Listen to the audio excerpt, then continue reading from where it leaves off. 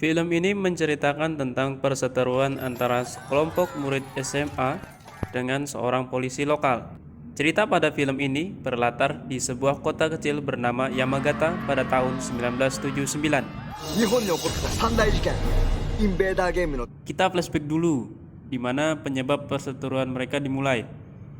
Saat salah satu dari mereka yang bernama Saijo terkena tilang oleh Pak Polisi karena melebihi kecepatan maksimal, sehingga Saijo mendapat skor dari sekolah. Karena tidak terima, Saijo pun menceritakan kepada teman-temannya untuk merencanakan balas dendam kepada Pak Polisi. Salah seorang temannya yang bernama Mama Cari mendapatkan ide menggunakan sepeda dengan kecepatan di atas 30 km per jam agar terdeteksi radar kecepatan. Dia berpikir sepeda tidak akan terkena tilang dan tidak membutuhkan SIM. Mama Cari menamakan misi pertama ini dengan sebutan Operation Bicycle Storm Rider. 名付けて嵐のチャリンコライダー作戦だ Mari kita kembali ke scan di mana misi pertama mereka dimulai. Mama Cari meminta bantuan beberapa teman sekelasnya untuk membantu melakukan misi. Mama Cari terkejut, ternyata salah satu dari mereka adalah ayahnya. Misi pun dimulai. Mama Cari meminta mereka semua untuk melaju bersama melewati radar kecepatan. Polisi pun tidak tinggal diam dan melakukan perlawanan. Akhirnya mereka pun tertangkap lalu dibawa ke kantor polisi. Namun mereka protes karena merasa tidak melakukan pelanggaran.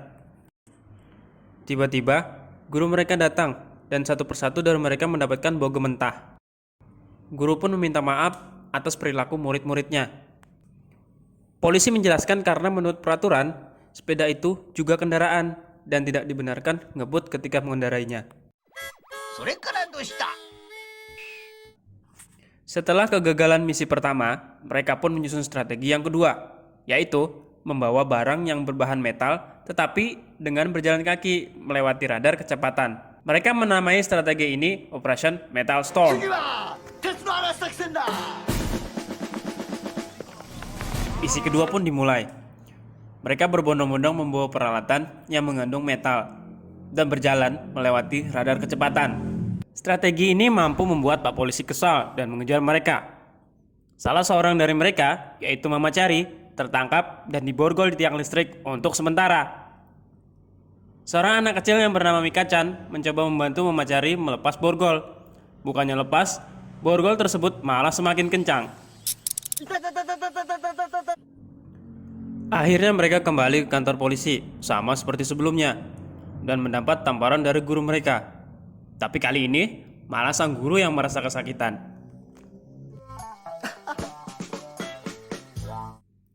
Di saat mereka bersantai di kolam renang sekolah, Saijo memperkenalkan teman baru yang bernama Jamie dan mendiskusikan rencana mereka selanjutnya untuk membalas dendam kepada Pak Polisi.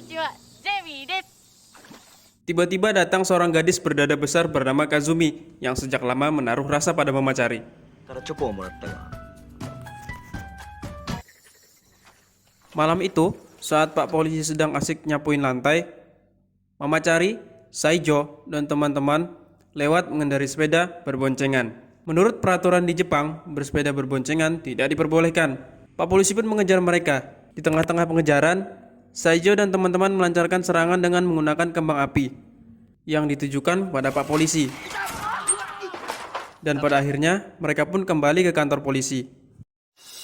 Kali ini Pak Polisi menunjukkan pistol yang membuat mereka ketakutan.